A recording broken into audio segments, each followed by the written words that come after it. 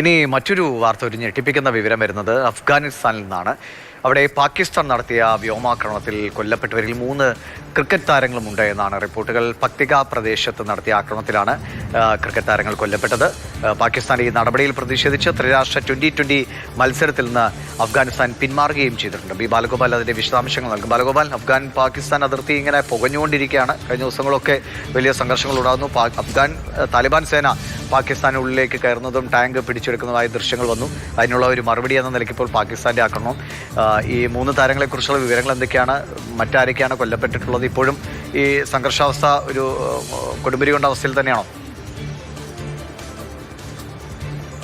ജിബീഷ്, ഈ പാകിസ്ഥാൻ അഫ്ഗാനിസ്ഥാൻ അതിർത്തിയിൽ 2 രാജ്യങ്ങളും വെടിനിർത്തൽ കരാറിന് ഈ തത്വത്തിൽ അംഗീകാരം നൽകിയിരുന്നു. ഇതിന് ശേഷമാണ് ഈ വെടിനിർത്തൽ കരാർ നിലവിൽ വന്നതിന് ശേഷവും പാകിസ്ഥാന്റെ ഭാഗത്ത് നിന്ന് പ്രകോപനം ഉണ്ടാകുന്നു എന്ന റിപ്പോർട്ടുകളാണ് ഇപ്പോൾ പുറത്തു വരുന്നത്. ഇന്നലെ രാത്രി പാകിസ്ഥാൻ നടത്തിയ ആ വ്യോമാക്രമണത്തിലാണ് 3 ക്രിക്കറ്റ് താരങ്ങൾ ഉൾപ്പെടെ 10 പേർ കൊല്ലപ്പെട്ടിരിക്കുന്നത്. ഈ ക്രിക്കറ്റ് താരങ്ങൾ ഈ അഫ്ഗാനിസ്ഥാനിലെ പ്രാദേശികമായ ടീമുകളിലൊക്കെ അംഗങ്ങളായ ക്രിക്കറ്റ് താരങ്ങളാണ്. ഇവർ ഷരാനയിൽ നടന്ന സൗഹൃദ മത്സരത്തിൽ പങ്കെടുത്തതിന് ശേഷം ഈ പകടിക മേഖലയിൽ എത്തിയപ്പോഴായിരുന്നു ഇവർ ഈ വ്യോമാക്രമണത്തിൽ കൊല്ലപ്പെട്ടിരിക്കുന്നതെന്നാണ് ഇപ്പോൾ അഫ്ഗാൻ ക്രിക്കറ്റ് ബോർഡ് അറിയിച്ചിട്ടുള്ളത്.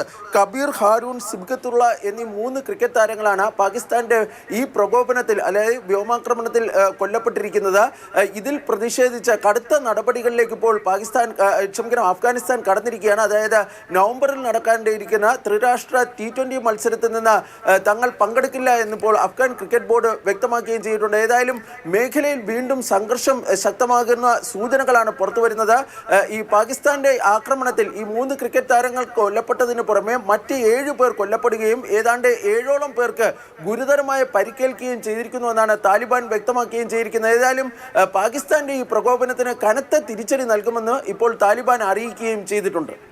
ശരി, ഇപ്പോൾ അഫ്ഗാനിസ്ഥാന്റെ T20 ക്യാപ്റ്റൻ കൂടിയായ റാഷിദ് ഖാൻ, അദ്ദേഹവും പാകിസ്ഥാന്റെ ഈ ആക്രമണത്തെ അപലപിച്ചിട്ടുണ്ട്. ഒപ്പം തന്നെ അഫ്ഗാനിസ്ഥാൻ ക്രിക്കറ്റ് ബോർഡിന്റെ ഈ ത്രിരാഷ്ട്ര ക്രിക്കറ്റ് ടൂർണമെന്റിൽ നിന്ന് പിന്മാറാനുള്ള തീരുമാനത്തെ സ്വാഗതം ചെയ്യുകയും ചെയ്തിരിക്കുകയാണ് റാഷിദ് ഖാനും, അഫ്ഗാനിസ്ഥാന്റെ ക്രിക്കറ്റ് ടീം ക്യാപ്റ്റൻ.